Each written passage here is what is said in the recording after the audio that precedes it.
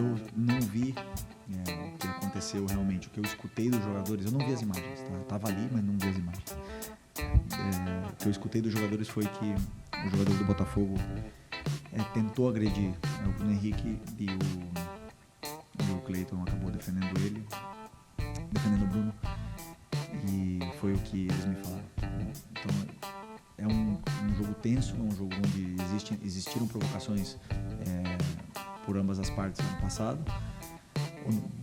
No ano passado, acho que por parte do Botafogo, se eu não me engano, e nos outros anos. Então, assim, é um clássico, sempre existe esse tipo de polêmica, né? Fala pessoal, sejam muito bem-vindos ao Flamengo Informa, e agora vamos acompanhar a coletiva do técnico Felipe Luiz. Ele abriu o jogo e falou tudo ali sobre essa grande vitória do Flamengo para cima do Botafogo. Também rolou aquela confusão ali no pós-jogo, muita polêmica. É sobre isso que falaremos no vídeo de hoje. Vamos acompanhar o que o Felipe falou, e o link da Flá TV estará aqui na descrição para que vocês possam acompanhar a coletiva na íntegra. Muita confusão, muita treta, vitória do Mengão, o Botafogo sempre no chororô. É isso que veremos a partir de agora. Jogando como lateral esquerdo. Falar do Varela é muito fácil para mim, porque adoro ele, foi meu companheiro, e faz um jogo desse, num clássico, depois de uma semana sem treinar. Me deixa muito orgulhoso. O tipo de homem que nós temos aqui, de jogador que coloca o escudo acima de tudo. Ele passou por um momento difícil, o grupo ama ele, apoiou ele em todo momento, e ontem eu falei com ele para ver se ele estaria disponível em fazer essa função. Ele falou, eu já imaginava, e claro que eu estou disponível, estou sempre para o que você quiser. Então é um tipo de jogador que o treinador ama ter. E que jogo que ele fez, que jogo, espetáculo, nota 10, e fiquei muito feliz pela disposição que ele teve no campo. Felipe, boa noite. Rodrigo Cerqueira, Grupo Globo. O gol da vitória hoje foi do Léo Ortiz, mais uma grande atuação dele, e numa semana que ele foi muito elogiado pelo Zico. Em uma entrevista, o Zico citou o futebol dele como encantador, enfim, não conhecia tanto, disse não conhecer tanto, mas que está encantado com o futebol dele. E ano passado tinha até uma alcunha que circulou nas redes sociais de chamá-lo de o camisa 10 da zaga, tamanha qualidade do Ortiz com a bola no pé, principalmente. Queria que você fizesse uma análise do jogo do Ortiz, da fase, né, e desses elogios do Zico, tão importantes. É muito além do que... Gostasse um pouco sobre a importância dele e o jogo. E só se me permite, eu vi que no final, depois de toda a confusão, você estava ali tentando segurar o Alex Telles, né? Vocês foram companheiros, inclusive, da mesma posição. Qual foi o papo ali naquele calor, nesse clima quente do fim do jogo? Obrigado. O Danilo é o tipo de jogador que tem que vir muitas vezes para o Brasil para ser valorizado, né? Porque o cara que passa, não sei, 12, 13, 14 anos na Europa jogando só nos maiores times, campeão da Champions, campeão de tudo, e questionado. E aí você vê, quando joga no Brasil, sobra de um jeito que nós não conseguimos entender, né, os que estão aqui no Brasil. É um espetáculo ver esse tipo de jogador escolher vir para o Flamengo. É um jogador que, aliás, um jogador que vem para poder trabalhar e para ajudar a somar o grupo com a sua liderança, estando no campo ou não estando no campo, jogando na direita, na esquerda, na lateral, onde você pedir para ele. Muito difícil achar um jogador desse nível. E estou muito empolgado com a minha zaga. E ainda tem outros meninos que estão vindo forte aí, o próprio Iago, que está na seleção, o João, já falei deles para vocês, o Cleiton. Então, temos aí... estamos bem servidos. E sobre o que eu falei com o Telles, não, simplesmente eu estava tentando acabar com essa confusão. Eu não gosto de confusão, eu estava tentando colocar eles em razão que qualquer coisa que eles fizessem poderia piorar uma eventual suspensão. Felipe, Raíza Simplício, da Gol Brasil e da Placar TV. Teve a partida contra o Fluminense no final de semana, hoje Botafogo, vitória, e o próximo jogo já é contra o Vasco, são 3 clássicos seguidos. Eu queria que você falasse da dificuldade que é manter o nível. O jogo contra o Fluminense não foi um jogo tão bom, hoje o Flamengo já foi melhor, conseguiu dominar a partida, na minha visão, e aí já o próximo adversário é o Vasco. Teve o Juninho com um problema físico, o Ayrton Lucas, já teve o Alexandro. Queria que você falasse sobre isso e sobre essa dificuldade de 3 clássicos seguidos. Assim. Primeiro, valorizar a vitória de hoje contra o campeão brasileiro, o campeão da América, e a segunda vitória que nós tivemos contra eles. E sem desculpas, né? Hoje jogou um time que não tinha jogado junto e fizemos um grande jogo. Os jogadores acabaram aí, muitos deles, por caso do Varela que não treinou, o caso do Cebolinha que jogou 60 minutos pela primeira vez, o Arrascaeta que jogou 70 minutos também pela primeira vez desde que operou, Luiz Araújo jogou 90 minutos depois de muitos meses parado, né? 4 meses, eu acho, sem jogar 90 minutos. E jogadores que acabaram e ajudaram muito a equipe. E esse esforço que eles estão fazendo agora nesses jogos são que vão condicionar eles para o futuro. Por isso que eu estou tentando separar bem as cargas e tudo, para que eles possam... Agora, lesões acontecem no futebol, a gente não controla, né? O Juninho já vinha de uma temporada, desculpa, já na metade da temporada, e está se adaptando, e hoje teve um pequeno incômodo, nada grave. Porque os jogadores estão treinados e é normal, quando tem esse overtraining, que eles possam sentirem alguns incômodos às vezes, né? Mas o importante é que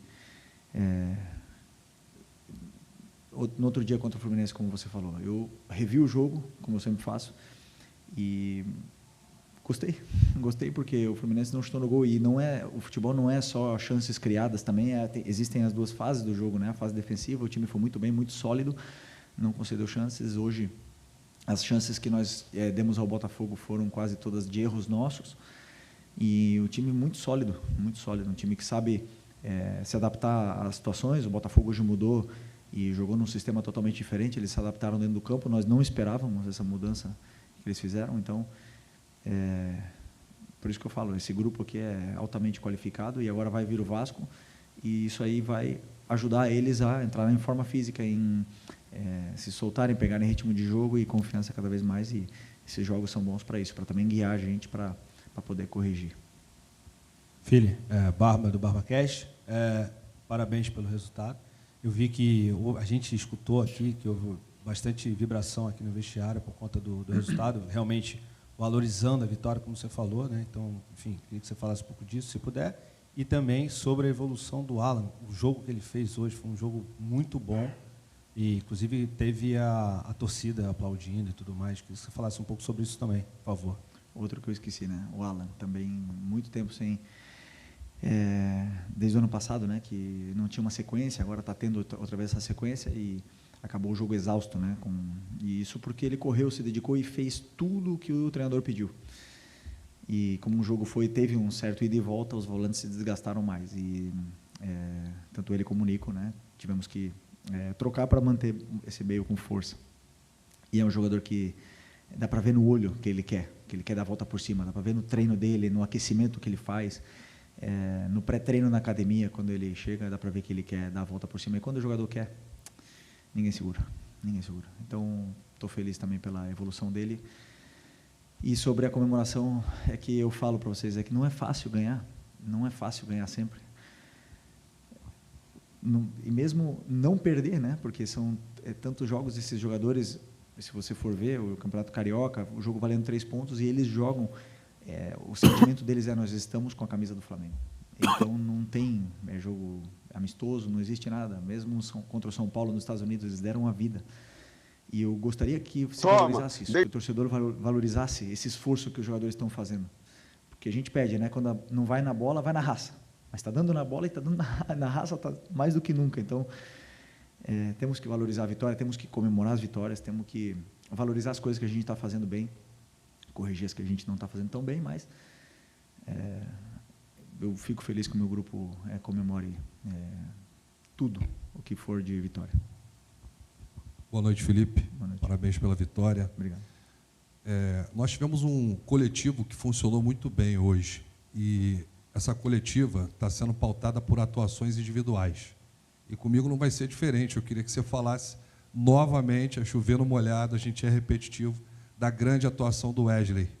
Que jogador. No final do jogo ele estava dando pique, correndo mais do que os jogadores do Botafogo, conseguiu anular quase que os 90 minutos, né? A ofensividade do adversário. Como segurar esse jogador, né? Que já deve ser convocado também para a seleção brasileira, mas é muito bom ter um jogador desse no time, né? Pô, que jogador. Tá bonito de ver ele jogar, né? O mais difícil, né, que vocês falem, que quando vocês falem dele, que não seja jogou muito, senão o que seja joga muito. É muito diferente, o jogou muito do que joga muito. E o Wesley se converteu nisso, né? Joga muito. E como eu falei para vocês, hoje ele marcou durante muito momento o titular da seleção brasileira, que era o Igor Jesus, como se não fosse nada. Marca os jogadores que passem ali por ele, e ele está... E isso na defesa, sem falar do ataque, né? Então ele está num nível muito alto. O mais difícil disso tudo agora... Motivação. Como você vê essa questão? Hoje você utilizou o Matheus, aí você teve matérias aí saindo essa semana sobre o Cleiton sair do Flamengo, não querer renovar. Como você lida com isso para motivar esses jogadores, para que eles possam continuar a sua... Fazer com que eles possam participar mais. Mas é um jogador que é diferente, obviamente, né? Que eleva muito o nível desse elenco aqui para poder brigar pelas competições. Oi, Felipe. Boa noite. Bruno Vilafranca, da Rubro News TV. Estou vendo que a coletiva está sendo praticamente pautada realmente em questões individuais. Eu não vou fugir disso. Sei que você já falou rapidamente sobre o Alan, mas quero me aprofundar um pouco mais.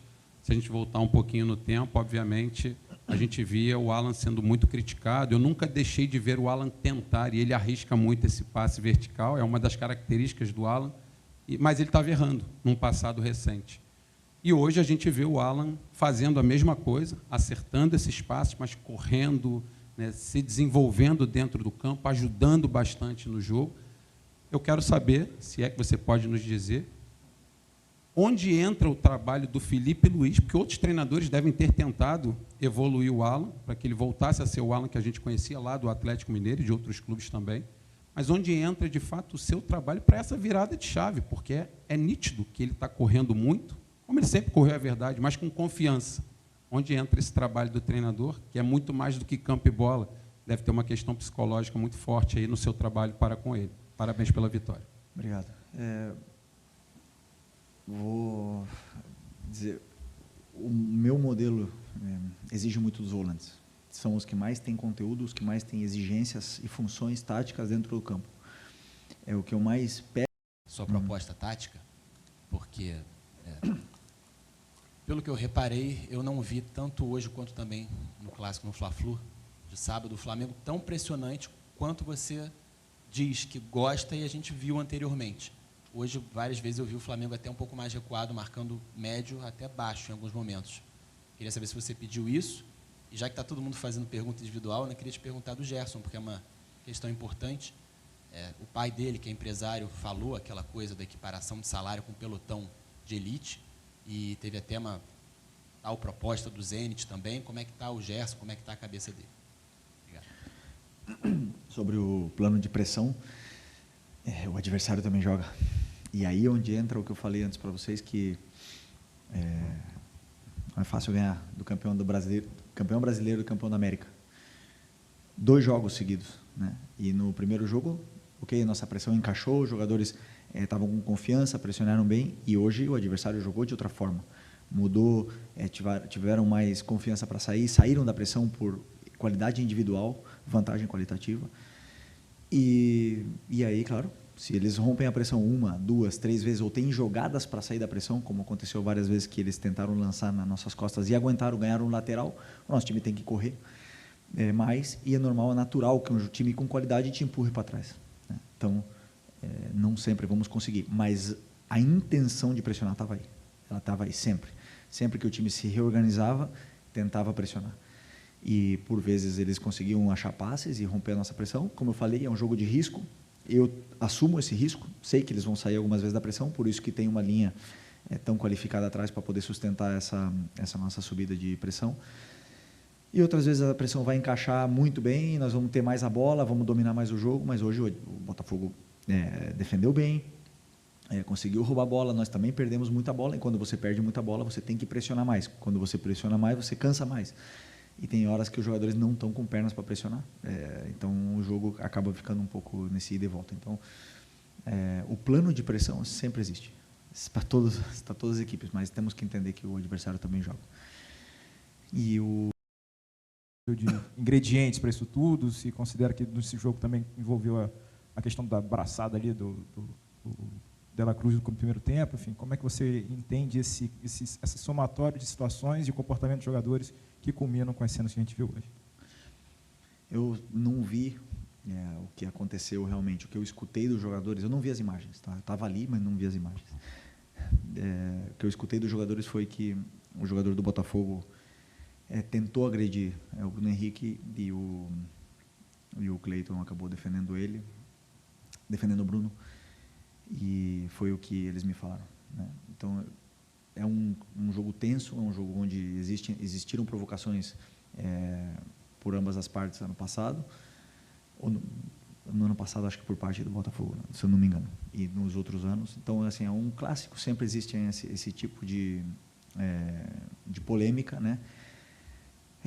Mas eu não quero dar ibope para isso, porque o que importa realmente é a nossa vitória no campo. E se eu falar de uma briga, se eu falar do que aconteceu, dos jogadores se provocando, do árbitro, nós vamos tirar o mérito do que os jogadores fizeram no campo, que foi muito grande. Então tá aí um pouco da fala do Felipe, né? Sempre um cara muito contido em suas palavras. Não esperava mais do que isso, mas ele pôde falar um pouco ali, né? A visão dos jogadores do Flamengo, que foi aquilo que o vídeo mostrou também, né? Que foi o Barbosa indo pra cima, querendo pegar o Bruno Henrique, porém ele acabou errando ali. E aí, né, o Cleiton veio e acertou o Barbosa, aquela confusão toda. Diz o que vocês acham, comentem abaixo sobre essa confusão, sobre o jogo também. A opinião de vocês é muito importante. Daqui a pouco voltaremos com muito mais informações. Um grande abraço e até logo mais. Valeu!